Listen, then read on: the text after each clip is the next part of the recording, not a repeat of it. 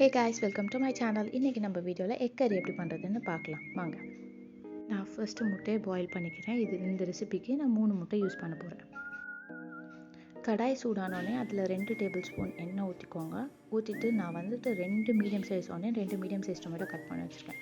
முதல்ல onion add பண்ணிடலாம்.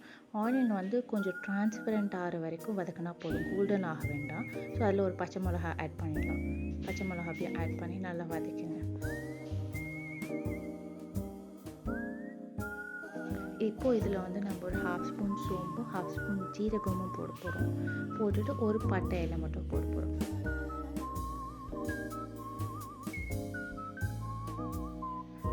இப்போது நம்ம கட் பண்ணி வச்சுக்க 2 மீடியம் சைஸ் தக்காளியும் இதில் ஆட் பண்ணுறோம். தக்காளி கொஞ்சம் நல்லா வதங்கட்டும். தக்காளி கொஞ்சம் ஃபாஸ்ட்டாக வதங்கிறதுக்கு அதை மூடி வைக்கலாம். அப்புறம் ஒரே ஒரு பீஸ் தேங்காய் எடுத்திருக்கேன். கை ஃபுல்லாக கொத்தமல்லி கருவேப்பிலையும் இதில் ஆட் பண்ணிவிடுவோம். இப்போ நம்ம ஸ்டவ்வை ஆஃப் பண்ணிவிட்டு இது கொஞ்சம் ரூம் டெம்பரேச்சர் வர வரைக்கும் வெயிட் பண்ணலாம். அதுக்கப்புறம் அதை மிக்சியில் போட்டு நல்லா பேஸ்ட்டாக அரைச்சி எடுத்துடலாம். மிக்சியில் போடும்போது தேங்காயும் ஆட் பண்ணிடலாம். நல்லா பேஸ்ட் மாதிரி அரைச்சிக்கிட்டாச்சு.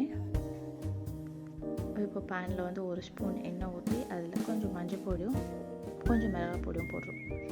தேவையான அளவு கொஞ்சோண்டு உப்பு போட்டுட்டு நம்ம வேக வச்சு எடுத்துருக்க முட்டையை இதில் போட்டு லைட்டாக ஃப்ரை பண்ணி எடுக்க போகிறோம்.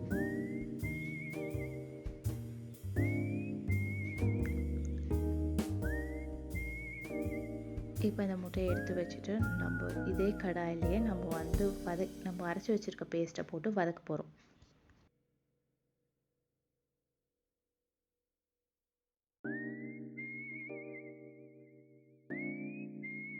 இப்போது இதில் 1/2 ஸ்பூன் மிளகாய் பொடி, 1/2 ஸ்பூன் மல்லிப்பொடி போட்டுட்டு கிண்டி விட்டுட்டு திருப்பி இந்த முட்டையும் போட்டு முட்டையோடு சேர்ந்து இது குழம்பு கொதிக்கணும். அப்போ தான் குழம்பு உள்ள முட்டைக்குள்ளே இறங்கும்.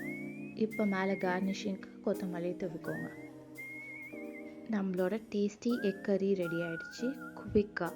நீங்களும் ட்ரை பண்ணி பார்த்துட்டு உங்கள் ஃபீட்பேக் ஷேர் பண்ணுங்கள். உங்களுக்கு பிடிச்சிருந்ததுலாம் லைக் பண்ணுங்கள், உங்கள் ஃப்ரெண்ட்ஸ் கூட ஷேர் பண்ணுங்கள். மறக்காமல் என் சேனலை சப்ஸ்கிரைப் பண்ணிடுங்க. பாய்.